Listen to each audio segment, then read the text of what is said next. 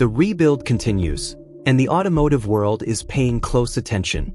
Matt Armstrong has just dropped a discovery about his Bugatti Chiron that raises uncomfortable questions about what Bugatti may have known all along. This isn't just a repair story anymore. It's the story of an independent builder who split a car the manufacturer said couldn't be split, who is now fabricating parts better than the originals, and who may have just uncovered a corporate secret hiding inside a cracked piece of cast aluminum. Matt's back in Miami, and the tone has shifted. The teardown phase, the part everyone assumed would be the impossible part, is done. The Chiron is split in half. The procedure Bugatti said couldn't be performed outside their factory has been performed in an independent workshop by a small team with determination, skill, and the refusal to accept impossible as a final answer. That's the calm confidence of someone who has moved past proving a point and is now focused on the harder, more meaningful challenge, reconstruction. Not just restoration to what the car was, but reimagining what it can be. The to-do list is formidable. The critical gearbox mounting bracket needs to be fixed. The aluminum front structure needs to be fabricated from scratch. For damaged radiators need to be repaired. And every component Bugatti refuses to sell needs to be sourced, engineered, or fabricated through entirely independent channels. And on top of all of that, this car is getting upgraded. FXG, the car's current owner, wants a louder exhaust. Not louder in the cheap, unrefined sense, louder in the way the Chiron's W16 engine actually deserves. Bugatti builds its cars for regulations, market acceptance, and broad commercial appeal. The exhaust note gets softened, civilized, made palatable for the widest possible audience. That's not a criticism, it's just the reality of manufacturing at scale. But Matt isn't building for the widest possible audience.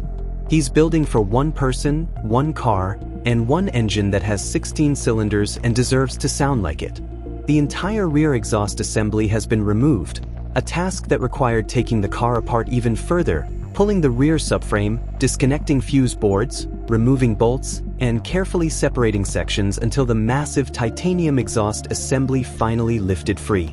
Matt's dad Tony handled most of the physical work while Matt focused on editing the main channel video, which speaks to the kind of operation this has become: lean, efficient, family-driven. The exhaust is now headed to Valvetronic in Austin, who will scan the original system and fabricate something completely custom. This isn't a straight pipe hack job. It's proper engineering, maintaining the primary catalytic converters for emissions compliance, while removing the secondary cats that restrict flow and strangle the sound. The result will be louder and more aggressive, but tuned to the actual character of the W16 rather than engineered around it. This is an upgrade Bugatti would never offer, because it doesn't fit their brand positioning. But it's exactly the kind of modification that makes this rebuild something more than a repair job. While the exhaust heads to Texas, custom wheels are being designed using 3D scanning technology. The tolerances around those enormous brake calipers are measured in millimeters, and getting the fitment wrong isn't just an aesthetic problem, it's a functional one. The scanning process ensures the new wheels will clear everything perfectly, without the guesswork that ruins expensive custom wheel projects. Now for the part that has people talking.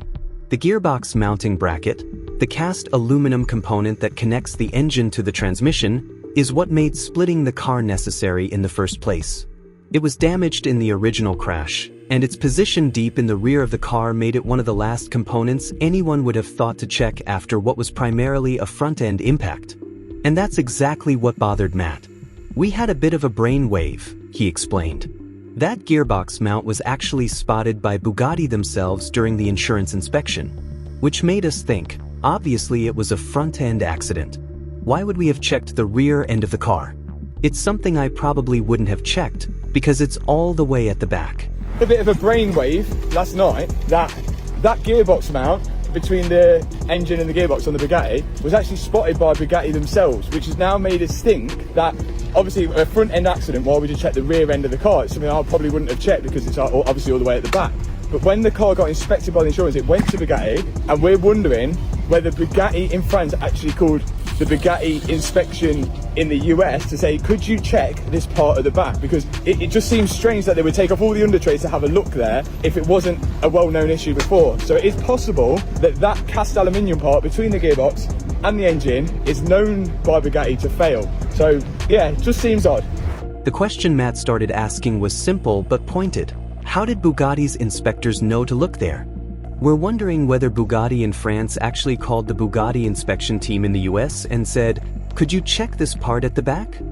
Because it just seems strange that they would take off all the undertrays to look there if it wasn't a well-known issue. It is possible that that cast aluminum part between the gearbox and the engine is known by Bugatti to fail. Let that sit for a moment. If Bugatti's engineering and inspection teams specifically directed someone to check a component buried in the rear of a car that was damaged at the front, without any obvious reason to look there, the most logical explanation is that they already knew this component fails in certain crash scenarios. They've seen it before. They know the failure mode. They know where to look. And this reframes everything about why the car was written off. If the gearbox bracket fails predictably in certain types of frontal impacts, due to crash energy transferring through the drivetrain, that's actually evidence of smart engineering. A sacrificial component that breaks in a controlled way, absorbing energy before it reaches more critical and more expensive parts of the drivetrain, is exactly what good crash engineering looks like.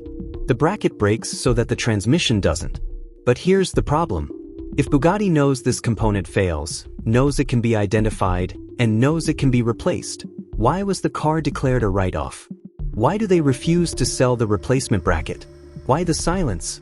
The uncomfortable answer is precedent. If insurance companies and independent builders begin to understand that a crash Chiron can be returned to full function by replacing a known failure component, more wrecked Chirons stay on the road. More of them get rebuilt instead of totaled. That affects resale values. It affects brand exclusivity.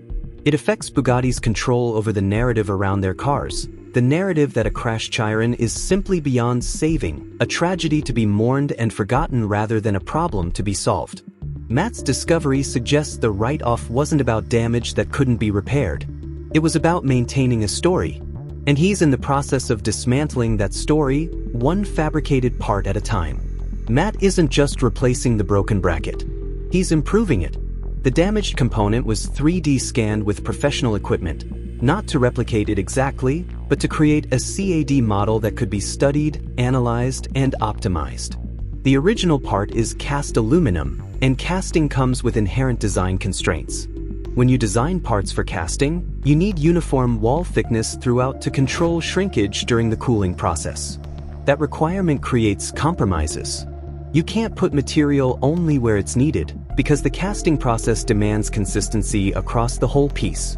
The result is a component that's heavier than it needs to be in some places and potentially thinner than ideal in others, not because Bugatti's engineers didn't know better, but because the manufacturing method forced their hand. The CNC machined replacement mat is having fabricated doesn't have those limitations. Material can be placed precisely where the load analysis demands it. Wall thicknesses can vary based on stress requirements rather than manufacturing constraints. The result is a component that is, by any engineering measure, better than what Bugatti originally installed. The cost from Bugatti for that bracket, if they would even sell it, would be tens of thousands of pounds, possibly more. The CNC version mat is having made costs a fraction of that. And it's stronger. This is the scenario that strikes at the heart of why manufacturers like Bugatti want to control who can repair their cars. Independent builders aren't just replicating factory parts anymore. They're improving them. 4 radiators were damaged in the crash, including the AC condenser. Matt transported them back to the UK for Bob to assess, and the prognosis was immediately more optimistic than anyone might have expected. One radiator has a significant hole. Another is heavily deformed. But Bob's reaction was unhurried and unimpressed by the challenge. "There's nothing challenging here," he said. "It's just a standard rad. You can get that down the road." These aren't exotic, Bugatti-only components requiring factory replacement. They're high-performance radiators that any skilled specialist can repair or fabricate. The real technical challenge is recreating the exact positions of mounting points, hose connections, and brackets. But even that's solvable by carefully measuring the undamaged radiator and fabricating new end tanks with identical positioning. Matt is transporting components between the UK and Miami in suitcases. It's unglamorous, it's logistically awkward, and it's working. Everything is moving through channels that Bugatti can neither control nor block. The rebuild is entering its fabrication phase. The teardown is complete. The damage is fully assessed. The solutions are being engineered and built. A custom exhaust is being fabricated by Valvetronic in Texas. The gearbox bracket is being CNC machined to a specification that improves on the original. 4 radiators are being repaired by Bob in the UK. Custom wheels are being designed with 3D scanning to ensure perfect fitment around those massive calipers. And there's one more detail that says more about Matt's confidence in this project than anything else. He's considering buying the car from FXLXG once the rebuild is complete. He's looking at selling parts of his UK collection to raise the funds. He wants to own the result. Think about what that means. Matt Armstrong is so confident in a car that the manufacturer declared unrepairable, a car he is personally rebuilding from a split chassis, that he wants to keep it. He's not building someone else's car back to factory spec and handing it over. He's building the car he wants to own, to his own specification, better than it left the factory. And along the way, he may have uncovered proof that the write-off was never really about the damage at all. That the gearbox bracket failure was known. That the car could always have been fixed. That Bugatti's silence was never about protecting customers. It was about protecting the story. The story is being rewritten. One CNC part, one custom exhaust, one repaired radiator at a time.